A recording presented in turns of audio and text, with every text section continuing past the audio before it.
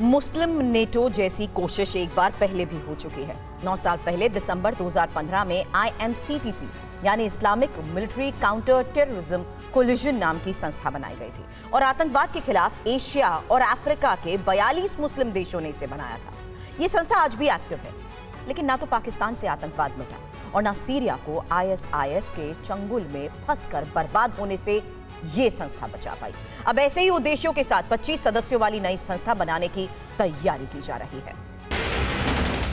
Saudi अरब के crown Prince Mohammad बिन Salman, Iran के सर्वोच्च नेता अयातुल्लाह अली खामनेई या फिर रेसेप तैयब एर्दोआन, इन तीनों के बीच अरब का खलीफा बनने की जंग चल रही है।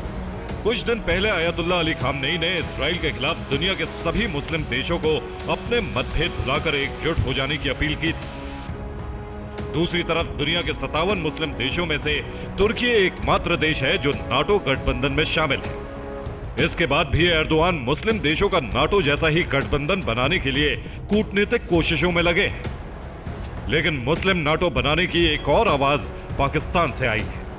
आजकल पाकिस्तान में भड़काऊ बयान दे रहा भगोड़ा जाकिर नाइक अपनी तकरीरों में मुस्लिम नाटो की बात कर रहा है। मुस्लिम नाटो का सवाल अमेरिका तक पहुंच गया है। एक पत्रकार ने अमेरिका में विदेश विभाग के प्रवक्ता से जाकिर नाइक का नाम लेकर मैथ्यू मिलर से मुस्लिम नाटो पर अमेरिका की औपचारिक प्रतिक्रिया मांग ली।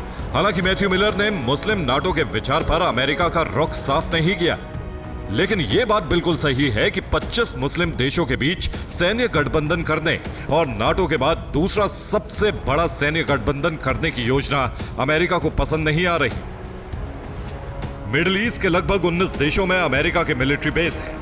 बहरीन, कतर, मिस्र, सऊदी अरब, इराक, सीरिया, इजराइल, तुर्की, जॉर्डन, UAE और कुवैत में अमेरिका के बड़े सैन्य बेस हैं।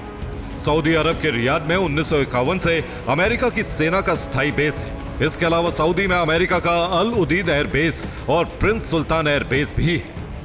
इन्हीं मिलिट्री बेस से पूरे मिडिल ईस्ट और खाड़ी देशों पर अमेरिका नजर रखता है और नाटो का सदस्य होने की वजह से अमेरिका का साथ देना एर्दोआन की मजबूरी है। एर्दोआन इसी मजबूरी से निकलना चाहते हैं और नाटो जैसा एक और सैन्य मोर्चा बनाकर उसका नेतृत्व करना चाहते हैं।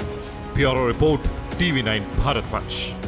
तुर्की के राष्ट्रपति एर्दोआन जिस थाली में खा रहे हैं उसी में छेद कर रहे हैं। नेटो में रहते हुए वो नेटो के लिए बड़ी मुसीबत पैदा करने की कोशिश में लगे हैं। नेटो में अमेरिका समेत 32 देश हैं और एर्दोआन की मंशा दुनिया के 27 मुस्लिम देशों को मिलाकर नेटो जैसी शक्ति हासिल करने और उस पर हुकूमत करने की है।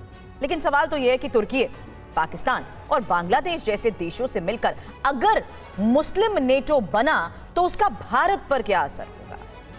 मुस्लिम नाटो जैसा संगठन अभी अस्तित्व में नहीं है, लेकिन इसे बनाने की गंभीर कोशिशें हो रही हैं। अब समझिए कि मुस्लिम नाटो बनाने के पीछे का मुख्य मकसद क्या है। नाटो की तर्ज पर जिन 25 मुस्लिम देशों के जिस मुस्लिम नाटो को बनाए जाने की योजना है, उसका मुख्य मकसद एकजुट होकर आतंकवाद रोधी अभियान चलाना है। इसके अलावा इस संगठन के तहत मुस्लिम देश एक दूसरे के सैन्य बलों को अत्याधुनिक बनाने पर भी जोर देंगे। तीसरा मकसद इन 25 मुस्लिम देशों के बीच खुफिया जानकारियां साझा करना है। लेकिन सबसे बड़ा मकसद है महासंग्राम के समय दुनिया की तीसरी बड़ी ताकत बनना। दुनिया तेजी से महायुद्ध की तरफ जा रही है। एक खेमा अमेरिका और नाटो देशों का है, दूसरा रूस, बेलारूस, ईरान और उत्तर कोरिया जैसे रूस के साथ खड़े देशों का है। अगर 25 देशों का मुस्लिम नाटो बना तो यह तीसरी बड़ी ताकत होगी।